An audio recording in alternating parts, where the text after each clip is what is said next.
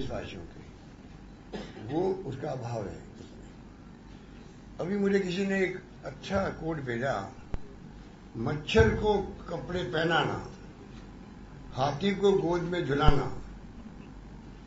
और मोदी जी से सच बुलवाना असंभव है। नरेंद्र मोदी जी, मच्छर को कपड़े पहनाना, हाथी को गोद में झुलाना और तुमसे सच बुलवाना असंभव है नरेंद्र मोदी। ये बिल्कुल रूबरू जो है, आप फुट लो, इसकी फुट लो, कोई लाइव भी हो रहा होगा, तो ये स्थिति है। तो इस रूप में जो है, आप इस रूप में जो है ये देश चल रहा है। लोकतंत्र खतरे में है, संविधान खतरे में है और देश खतरे में है। इतने बड़े मुल्क को एक रखना, अखंड रखना, ये अपना में चुनौती होता है। रशिया हमारा मित्र था, उसके 16 टुकड़े हो गए। और इस देश को इंदिरा गांधी ने, राजीव गांधी ने अपनी जान दे दी और मुल्क को एक अखंड रखा है। और मोदी जी कहते हैं 70 साल में क्या किया। वो मरने के पहले कहा इंदिरा गांधी जी ने, मेरी जान चली जाएगी मैं परवाह नहीं करूंगी, और अगर जान जाएगी तो मेरे खून का एक कतरा देश को मजबूती प्रदान करेगा। कहा तो अटल बिहारी वाजपेयी कहना पड़ा, बांग्लादेश आजाद हुआ था कि इंदिरा गांधी ये दुर्गा का रूप है। और कहा उन्हीं पार्टी के प्रधानमंत्री के रूप में नरेंद्र मोदी जी क्या भाषा बोलते हैं, इतना फर्क है। तो मैं आपको निवेदन करना चाहूंगा कि अंडरकरण चल रहा है और मोदी जी अगले प्रधानमंत्री नहीं बनने वाले।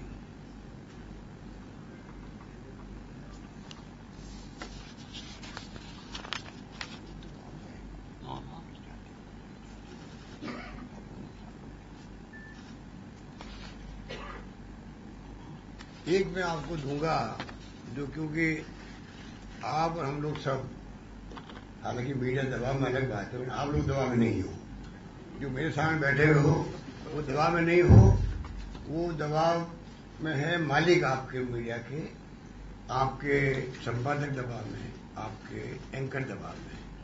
वो चाहते हुए भी सच नहीं दिखा पा रहे देश को। उसका नुकसान पूरे देश को भी हो रहा है। मैं आग्रह करूंगा मालिकों से, संपादकों से, एंकर से भी, कृपा करके आप सच्चाई दिखाओ, हिम्मत रख के आगे आओ।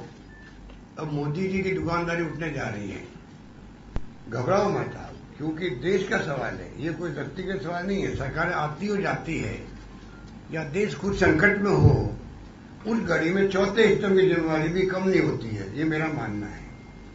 पर आज जिस प्रकार दबाव में मीडिया है, उससे पूरा देश चिंतित है। चीफ जस्टिस ऑफ इंडिया क्या बोलते हैं कि सबसे स्थिति जो सुप्रीम कोर्ट की है वो ऐसे मोड़ पे पहुंच चुकी है जो बहुत खतरनाक है।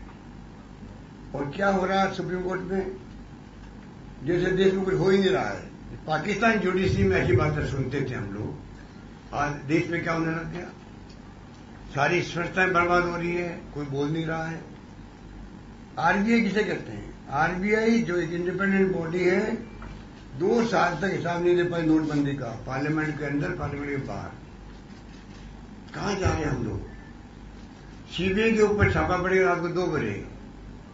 पीएमओ के आदेश से पुलिस गई, सीबीआई छापा डाल दी थी पहले पुलिस वालों पर। पहली बार पुलिस ने छापा डाला सीबीआई के डायरेक्टर के ऑफिस पे, हेडक्वार्टर पर। तो सीबीआई, ईडी, इनकम टैक्स सबका जम के दुरुपयोग हो रहा है देश के अंदर, सारी संस्था बर्बाद हो रही है। आरएसएस जो है इस बार बहुत ज्यादा रुचि ले रहा है, ऐसा पहली बार मैंने देखा है, क्योंकि उनके खून मुंह लग गया है। राज में जो है क्या है, मोदी जी गवर्नर, संस्थाओं के अध्यक्ष जिस प्रकार बनते जा रहे हैं, उसके कारण से अब उनको मजा आ गया राज का। आगे भले देश जाए, किसी रूप में कमजोर हो, लोकतंत्र खतरे में पड़े, उनको चिंता ही नहीं है, क्योंकि आरएसएस और बीजेपी, इन लोगों का लोकतंत्र यकीन है ही नहीं। ये लोग लोकतंत्र का मुखौटा पहन करके राजनीति करना चाहते हैं। ये फासिस्ट लोग हैं। और हर तानाशाह देश के अंदर, दुनिया के अंदर जो हुआ है, उससे पहले राष्ट्रभक्ति की बात करें, राष्ट्र प्रेम की बात करें। राष्ट्रभक्त कौन कौन है बताओ? कौन मना करेगा? कौन मना करेगा? राष्ट्रभक्त सब है। उसकी आड़ लेकर के व्यक्ति तानाशाह बनता है, तो ये देश तानाशाही की तरफ बढ़ रहा है आगे। अभी भी प्रवृत्ति वही है। अमित शाह और नरेंद्र मोदी दो चेहरे हैं, बाकी बीजेपी के तो छुटभइये हैं। वो छुटभइये की तरह बिहेव कर रहे हैं। कोई मोदी जी की खुश करने के लिए कुछ शब्द बोल देते हैं, कोई उनका बचाव कर लेते हैं, दिल में वही दुखी है। इस देश के अंदर बीजेपी के बड़े बड़े नेता मन में धमिड़े ले रहे, धमिड़े कहते हैं मारवाड़ी के, धमिड़े ले रहे हैं कि क्या हो रहा है देश के अंदर, बोल नहीं पा रहे। इन हालात में देश चल रहा है, कहां जाएंगे हम लोग? चिंता लगेगी मुझे तो। और मैं राजस्थान का चुनाव मुख्यमंत्री हूं, प्रथम सेवक हूं। मेरी ड्यूटी बनती है मैं प्रदेशवासियों को सही सी बात कहूं। इसलिए मेरे को कहना पड़ रहा है कि हालात बड़े गंभीर हैं और नौजवान पीढ़ी को गुमराह किया जा रहा है। मोदी जी के तहत 40-70 साल में क्या किया? 18 साल का मतदान किसने दिया? राजीव गांधी ने दिया। आज नौजवानों के हाथ में जो मोबाइल फोन है, कंप्यूटर है, इंटरनेट है, किसे कौन लेके आए? राजीव गांधी लेके आए। 70 साल में क्या किया? इस प्रकार से आप इतिहास को तोड़ोगे मरोड़ोगे, उनको भी खुद इतिहास नहीं बना पाएंगे।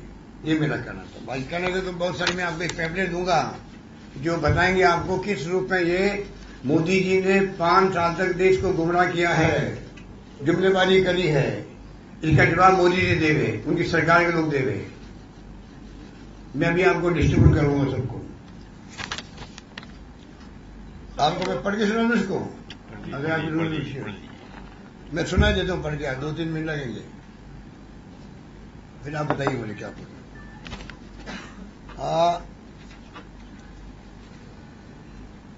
कितने करोड़ युवाओं को रोजगार दिया? एक क्वेश्चन ये है। गंगा मैया कितनी साफ हुई? नंबर 2। बुलेट ट्रेन के कितने कोच तैयार हो गए? मेक इन इंडिया का क्या परिणाम रहा? कितने दागी नेता जेल गए? धारा 370 पर क्या हुआ? कितने कश्मीरी पंडितों को घर मिला? डीजल पेट्रोल कितना सस्ता हुआ? महंगाई कितनी कम हुई? लाहौर और कराची पर कहां तक कब्जा किया? चीन थर-थर कांपा क्या? देश ईमानदार देशों की श्रेणी में आ गया क्या? जवानों का खाना सुधरा क्या? बिहार को 175 लाख करोड़ का पैकेज मिला क्या? अलगाववादी नेताओं की सुविधाएं बंद हो गई क्या? भ्रष्टाचार मिटाने के लिए जो वायदे किए गए थे कोई पूरा हुआ क्या? राम मंदिर का क्या हुआ? गुलाबी क्रांति गो हत्या रुकी क्या? डॉलर का मूल्य रुपए के मुकाबले कितना कम हुआ? कितने स्मार्ट सिटी तैयार हो गए? सांसद आदर्श ग्राम योजना में कितने गांव खुशहाल हुए? बीफ एक्सपोर्ट में भारत को 1 नंबर किसने बनाया? 100 दिन में विदेशों से काला धन आया क्या? नोटबंदी से आतंकवाद नक्सलवाद की कमर टूट गई क्या? में घुसखोरी होगी क्या? बैंक का अरबों डकारने वाले कितने पूंजीखोर जेल गए? पार्टी के नाम पर काली कमाई वाले कितने नेता जेल गए? किसानों की आत्महत्या रुक गई क्या? अदालतों में कितने जज बहाल हुए? भारत कितने दिन में विश्व गुरु बनेगा? कॉमन सिविल कोड लागू हो गया क्या? बलूचिस्तान को भारत में मिला दिया क्या? नेपाल से रिश्ते अच्छे हुए या खराब? कितने बांग्लादेशी खदेड़े गए? राम सेतु को ऐतिहासिक स्थल बनाया कि नहीं? संसद विधानसभा महिलाओं को 33% आरक्षण मिल गया क्या? लोकपाल की नियुक्ति 5 साल के उपरांत सुप्रीम कोर्ट के आदेश के बाद ही क्यों हुई? कितनी नदियों को जोड़ा गया? प्रॉपर्टी के दाम कितने कम हुए? अच्छे दिन आ गए क्या? सांसद और विधायकों की सैलरी सुविधाओं में कमी आ गई क्या या बढ़ी? विचार करें, उचित कदम उठाएं। एक ये पॉइंट ऐसे हैं। बुलेट ट्रेन का क्या हुआ? कितना हुआ खड़ा किया मोदी जी ने बुलेट ट्रेन। 2 घंटे में सीधा आप पहुंच जाओगे बॉम्बे। कोई नाम ले रहा है उसका? कोई नाम ले रहा है क्या? इस प्रकार से ये चला है 5 साल का काला अध्याय चला है इनके शासन का काला अध्याय कहूंगा मैं। इतिहास इनको कभी माफ नहीं करेगा। बताइए। अब राहुल गांधी जी की नागरिकता में सवाल खड़े करें। राहुल गांधी जी की नागरिकता में सवाल खड़े हुए। मैंने कहा ना आपको, गुमराह करने का इन्होंने ठेका ले रखा है देश को। 13 में से कितने दावे हैं आपके लोकसभा से? तो अभी फर्स्ट फेज में तो 13 लोकसभा में चुनाव हुए हैं। हमें लगता है कि परसेंटेज बढ़ी है सब जगह। वो मोदी जी के खिलाफ जो अंडरकरंट चल रहा है इससे बढ़ी है। इसका मतलब सफा है उनका। सर, किसानों की जो योजना थी जिसमें केंद्र सरकार 2,000 रुपए डाल रही थी, एक आरटीआई के जवाब में ये सामने आया है कि सेम डे वो पैसा कुछ किसानों, हजारों किसान ऐसे हैं जिनके खाते में पैसा डाला गया और बैंकों ने तत्काल वापस भी निकाल लिए गए। ये आरटीआई के जवाब में बैंकों ने अलग अलग स्टेट में जानकारी दी है। एक तो क्या राजस्थान में भी ऐसे मामले आए हैं क्या सामने? मेरी जानकारी नहीं, पर आपने कहा तो मैं इसको दिखाऊंगा।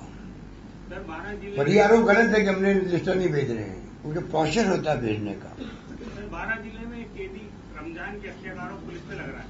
आपका क्या कहना है? क्या 12 जिले में एक कैदी रमजान की हत्या का आरोप पुलिस पे लग रहा है, क्या कहना?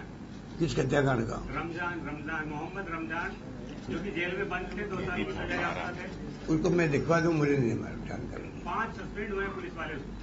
कोई बात नहीं, मैं उसको दिखवा दूंगा और इसको बता दूंगा और कार्रवाई करेंगे। जो भी होगा निष्पक्ष कार्रवाई होगी, नहीं उस पर कोई कॉम्प्रोमाइज नहीं होता है। 6 महीनों जो चुनाव है, किस तरह की आपका कैलकुलेशन है कि 12 जो बचे हैं? जब मैं कह रहा हूँ 12 आपको, अंडरकरंट मोदी जी के खिलाफ चल रहा है राजस्थान के अंदर भी, देश के अंदर भी। मुख्यमंत्री जी, मेरा सवाल ये था कि विधानसभा चुनाव में आपने पूर्व सरकार के घोटालों के काफी आरोप लगाए, खनन घोटाला, विद्युत घोटाला। अभी आपने उस समय जो खनन मंत्री थे राजकुमार रेणुका, उसको आपने दुपट्टा उड़ाकर कांग्रेस का शामिल कर लिया। फिर जांच और सजा कैसे होगी उन लोगों को? देखिए, जांच कोई कांग्रेस में आने से कोई जांच रुकती है किसी के? क्या कानून अपना काम करता है, उसका क्या संबंध हुआ? नहीं, जो खान मंत्री थे उनको आप ले रहे हैं। वॉशिंग मशीन लगी हुई है क्या कांग्रेस में कि जो आए? वॉशिंग मशीन लगी हुई है, बीजेपी के अंदर लगी हुई है। उदित राज जी आए कांग्रेस में, आए जब उनकी पार्टी जाता तो वो बिल्कुल वॉशिंग मशीन नवा पर हमारे यहाँ नहीं लगी हुई। हमारे यहाँ तो अगर कोई पार्टी में आया भी है, कानून को काम करने से हम नहीं रोक सकते किसी के लिए भी। ये मैं कहना चाहता हूँ। आपके घोषणा पत्र में देशद्रोह कानून को हटा देंगे, धारा 360 और 35 से बनाए रखेंगे, इस तरह की घोषणा। ये तमाम गलत फहमी पैदा कर रहे लोग, कुछ नहीं, उनका मकसद ये नहीं जो आप बोल रहे हो। जो बीजेपी बोल रही है वो अलग बात है। नहीं, इस तरह की घोषणा की गई है। मैं आपसे जानना चाह रहा हूँ कि आप लोग जब घोषणा करते हैं तो उनको गोल क्यों कर देते हैं? मतलब कहीं प्रचार में ऐसा कुछ आता नहीं है कि धारा 300 देशद्रोह कानून हटा दिया जाएगा, 35 से हटा दी जाएगी। और बीजेपी जब प्रचार करती है तो बोलती है कि कश्मीर से 35 से धारा 370 हटाई जाएगी और हिंदुत्व के मुद्दे पे बात करती है। आप ऐसे मुद्दे जब फोन कर दिए जाते हैं, आपके घोषणा पत्र में रखे जाते हैं, लेकिन प्रचार प्रसार में कहीं दिखते नहीं। देखिए, बीजेपी की सोच अलग तरह की। आप देखा, आज देखा आपने विज्ञापन उनका, धारा 370 हटाएंगे। किस तरह रोका उनको? 5-6 साल वाजपेयी जी रहे थे गवर्नमेंट में, 5 साल मोदी जी रहे हैं, किस तरह रोका उनको? अब इतने बुखला गए वो लोग